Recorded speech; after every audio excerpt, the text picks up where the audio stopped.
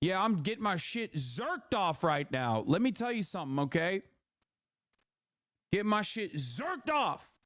But when I'm done, when I nut, by the time I nut, I better fucking not see a single goddamn pro-Palestinian sentiment being expressed on college campus. That's what he was doing. Pacifists, okay, in comparison to what these dudes were doing. Library and 3 additional buildings on campus. Students and community members sympathetic to the cause brought... What, the dean's different than a janitor? Bro, that's bullshit. They didn't fucking keep they did not hold a janitor hostage. That was media propaganda, dude. Get the fuck out of here. Oh, yeah? They held the janitor hostage, and then yet the janitor immediately left? How did that happen? Was the janitor how did they hold the janitor hostage, number one? Number two, is he a master of kung fu? Did he actually fight his way out? Is that how he got out? The janitor was there for 10 fucking minutes. You think that was being held hostage or being held back for a brief moment while they set up the fucking protections? Brought food and other supplies. The university tried to negotiate an end to the standoff over the next several days, but the administration refused to promise amnesty to the protesters, and no agreement was reached. Over the course of the week, the numbers of protesters grew, until finally on April 30th, police, acting on orders from school president Kirk, moved in and forcefully cleared all 5 buildings. Amid the chaos, more than 100 students, faculty members, and police were injured, and 712 students were arrested. Motivated by the actions of the police, yeah, the fucking thugs broke in and beat the shit out of and violently apprehended students on the same exact day. It's on the same exact day, 56 years ago. Or 54? I don't know. I don't know math. I did the math last night on my Instagram story. I think it was 56 years ago. Same exact fucking day, 56 years ago, baby.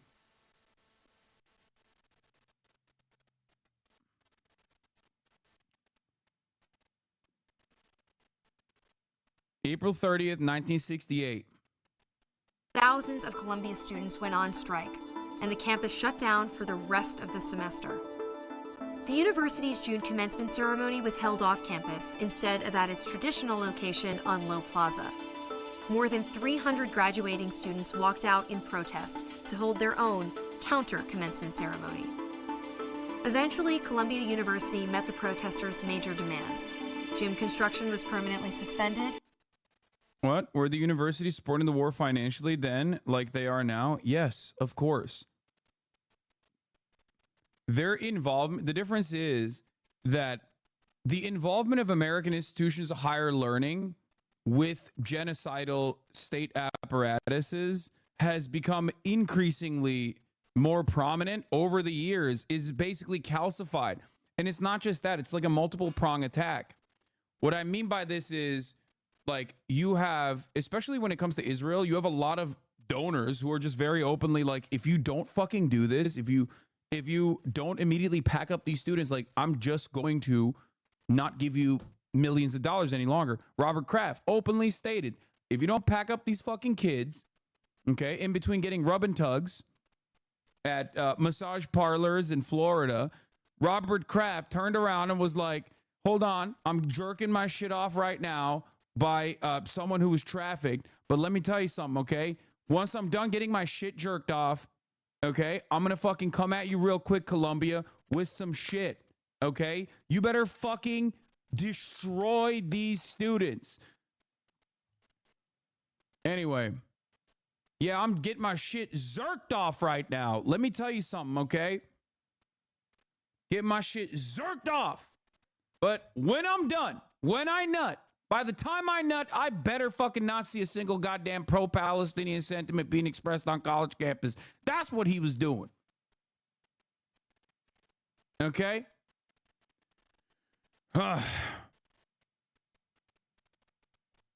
Didn't he almost go to prison for that? Yeah, dude. You think we fucking put billionaires in prison in this goddamn country? It's an entire nation designed around specifically doing the opposite of that.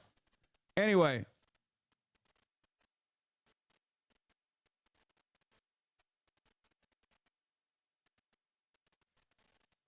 The point is, Professor pinned on the ground being arrested at UV Madison, asking for the police to leave the student alone. We're getting a taste of Trump's America if elected. It's just cognitive dissonance. I think that's why it's such a common thing for people to say about like socialism in action. You know what I mean?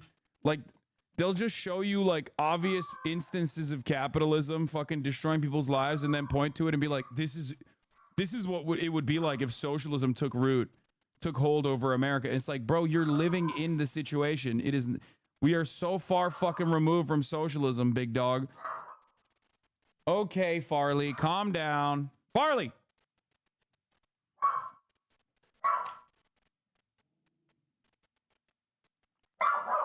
Farley! God damn it.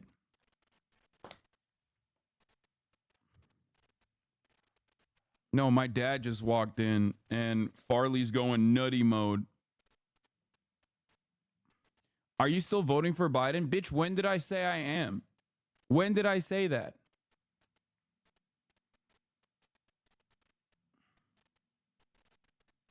Tell you who I'm not voting for, Donald Trump. Doesn't mean I'm voting for Biden. Hold on, before I forget. I thought a good propaganda framing, Chad, and Hasan. Let me know if I'm cooking. You can't protest genocide nowadays with how woke everyone is. That's silly. Anyway.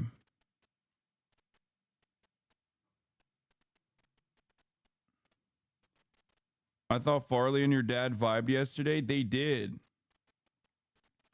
But Farley's a bit of a fucking fair weather fan, you know what I mean?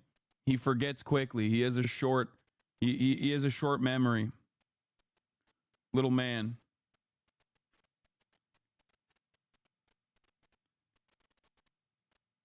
All right, let's finish this. And the school ended its relationship with the IDA. Columbia also began to revise long-established and long-criticized policies and formed a university senate.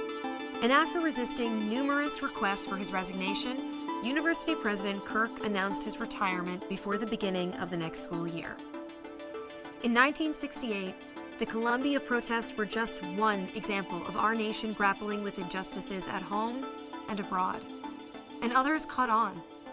Validated by what many saw as legitimate and successful means of expressing grievances, demonstrations spread to hundreds of schools and cities around the world. Yep. Farley is Caroline and Will's dog, yes, for those of you who don't know. Anyway.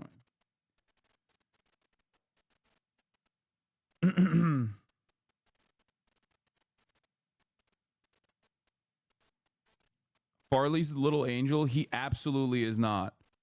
He's a cutie pie, but he certainly is not a fucking angel. Let me tell you something, okay? That little man is a little bit of a demon, all right?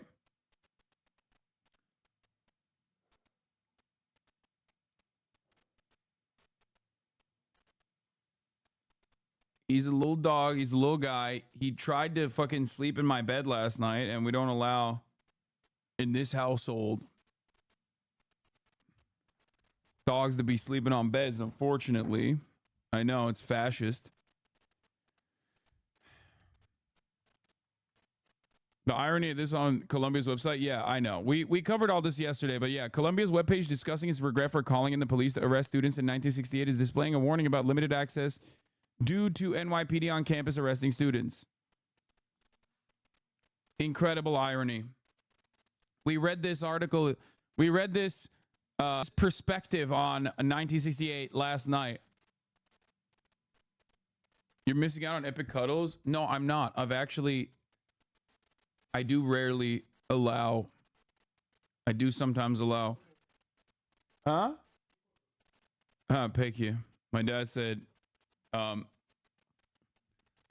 posture check.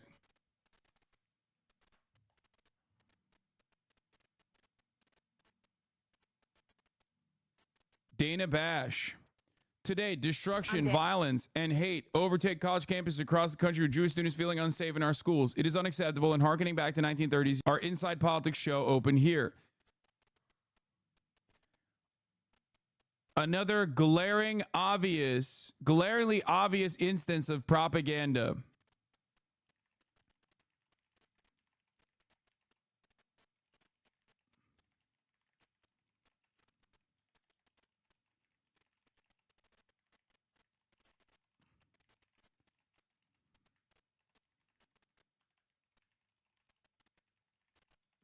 They are losing an entire generation's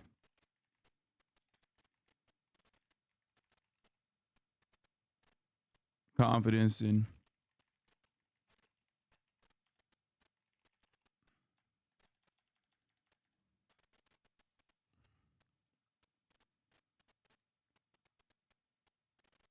All right. Told Pops, they said thanks. Okay, let's also wanted to show you this Angus Johnston is a history of student is a professor of the history of student protests, and apparently he took some calls from cynical assholes yesterday. Past and present. Our guest is history. So I want to briefly look at this a little bit. Student activism, and Mr. Johnston, first on the scope of these protests over the war in Gaza. How do they compare to other student protests of the 21st century, and how do they compare to Vietnam protests of the 60s and 70s?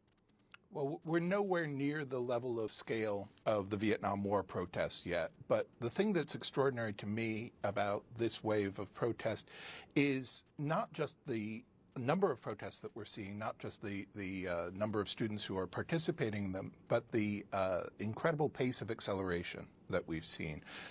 Something fairly small to something that is sweeping the country and continuing to grow in the space of about 2 weeks.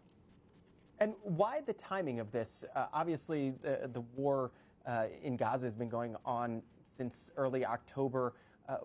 Why is this all happening now, and why have these past 2 weeks been such a focal point? Well, it's clear that I think what needs to happen is that beyond the students, beyond SJP, beyond JVP, Jewish Voice for Peace, Students for Justice in Palestine, and beyond YDSA, there needs to be more momentum from the broader student body. But also on top of that, there needs to be more momentum from unions that come in to show support, whether it be grad student unions, whether it be faculty unions across the board, and just other unions as well. It's just that right now there is a lot of momentum on this front. There is a lot of momentum on this front, and we must not let up. We must not cave. We must not capitulate. That the goal, obviously, Baba biraz kısar mısın? Sesi. The goal, obviously, from the state, the goal, obviously, from the universities is to violently suppress these demonstrations. UAW 4811 announced that they're going to go support the California students. Hell yeah.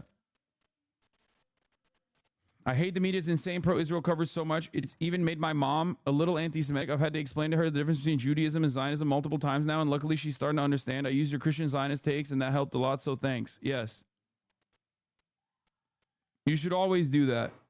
You should always describe to anyone and everyone in this time when people are developing anti-Semitic tendencies as a consequence of like Israel consistently trying to shield themselves from criticism by channeling Judaism in the most cynical way possible, in the most disgusting way possible, that it absolutely has nothing to do with Judaism whatsoever. And as a matter of fact, Jewish students who are anti-Zionists are at the forefront of these, overrepresented in the arrests, are overrepresented in the harm that actually the state conducts on Jewish student populations. Remember, Jewish revolutionaries have always been at the forefront of social justice historically. It is actually the exact opposite. While Israel desperately tries, and very successfully, in my opinion, tries to say that they represent the interests of all Jewish people around the planet and marries their unjustifiable violent atrocities with the long history and culture of Judaism, which is gross. It's gross to do so.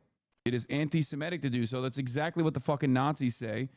You must not forget, Kent State. 3 out of the 4 students that were murdered by the National Guard in Kent State were Jewish. Jewish students are also overrepresented, like I said, in the arrests.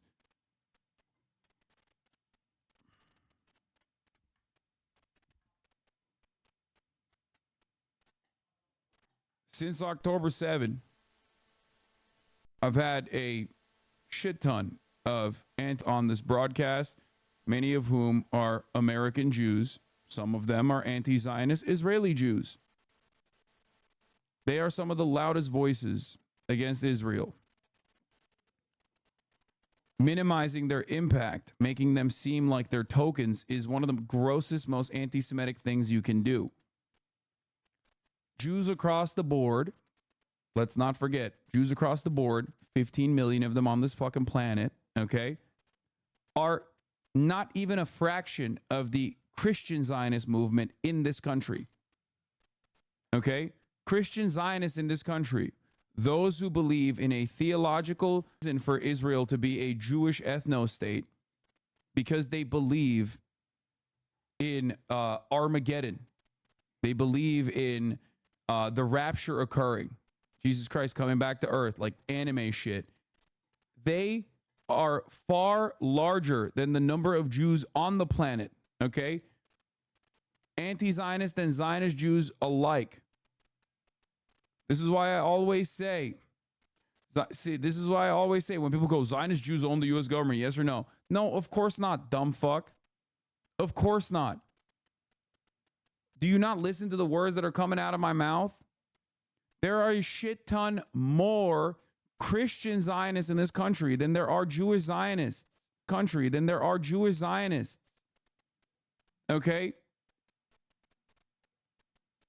I do not know if you are willingly or unwillingly channeling fascist propaganda here. If every single Jew in the United States of America tomorrow collectively decided that they are all loud and proud anti-Zionists, America's actions in Israel would not change. Okay?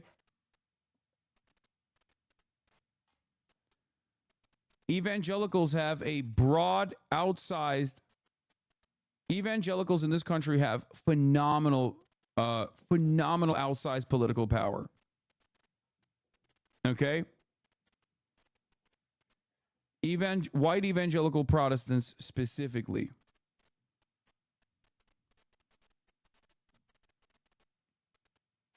Love becoming a Nazi just through weapons grade stupidity? Exactly. However, this is absolutely a problem. This is why anti-Semitism, real anti-Semitism, of course, increases anytime Israel does some shit like this. Okay?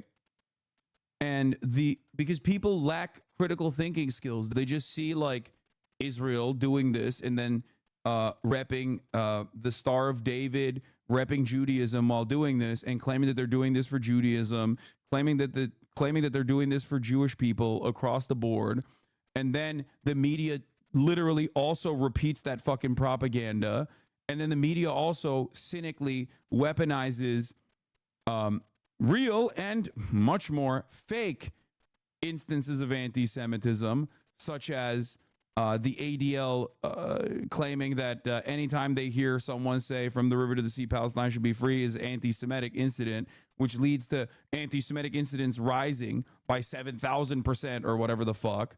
And the media just unconditionally reports that as though it's like, without uncritically reports that as though that is actually completely valid. When people see that reality, they go, well, what the fuck's going on here? This is such a wonderful opportunity for the fascist Nazis in the United States of America. Okay? A phenomenal opportunity for the opportunist fascists to be like, see, look at what the Jews are doing.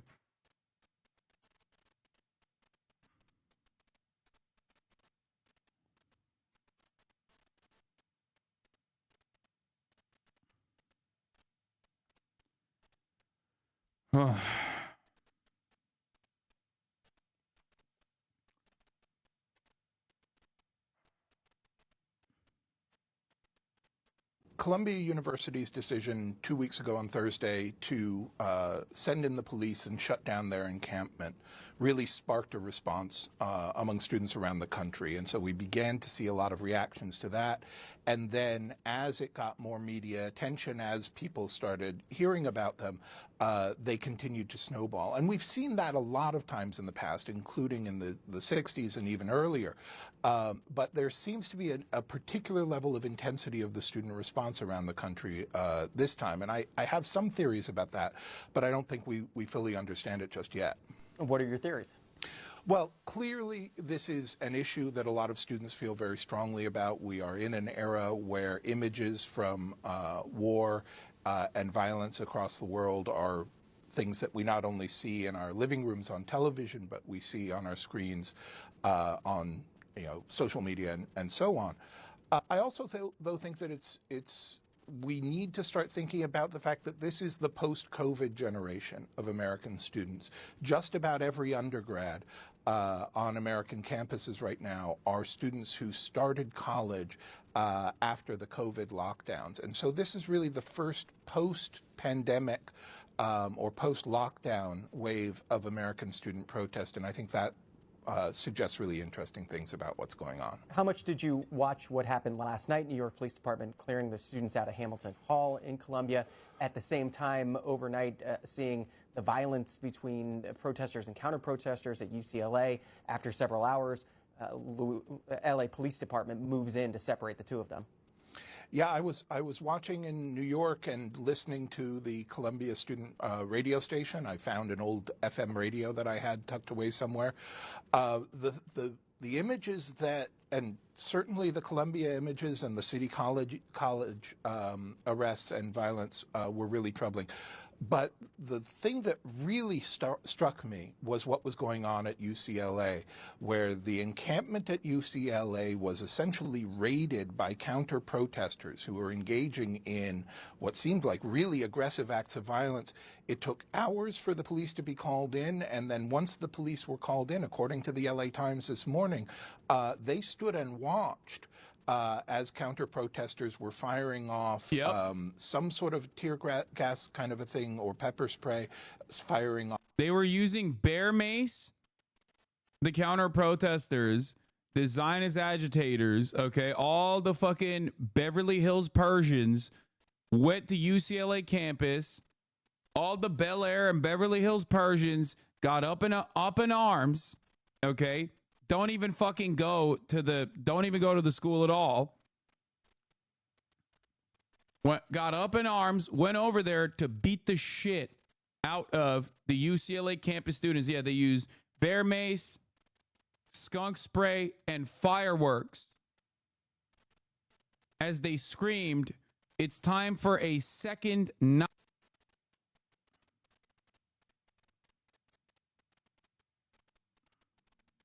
Ironic, because so many Persian Jews oftentimes get shit on by the American state because they look a little too much like they're Muslim.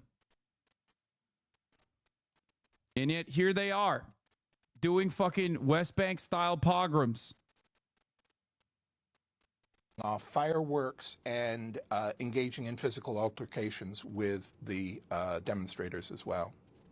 In terms of what's happening on these campuses, what we're seeing, you mentioned the images, the social media images. There was a caller in our first segment of the Washington Journal who said, in the 60s, we weren't waving Vietnamese flags. We were waving peace flags. And she, I think it was a she, didn't understand why all these protesters at the universities today are waving Palestinian flags. In terms of the images that we're seeing and how it compares to the past, what are you finding? Well, I think that we really do misremember a lot about the 1960s. The cultural memory that we have of what was going on in the 60s is in many cases very, very different from what actually happened. During the Vietnam War protests, there were people waving North Vietnamese flags. There were students chanting, "Ho, ho, Ho Chi Minh, Viet Cong is going to win." And hey, hey, LBJ, how many kids did you kill today? And famously, American student organizers went to North Vietnam and toured some of these sites. This is why a lot of people, including I'm sure a lot of your viewers, are still angry at Jane Fonda today. She did a photo op with an Hanoi anti-aircraft Jane, baby. gun. So I think the idea that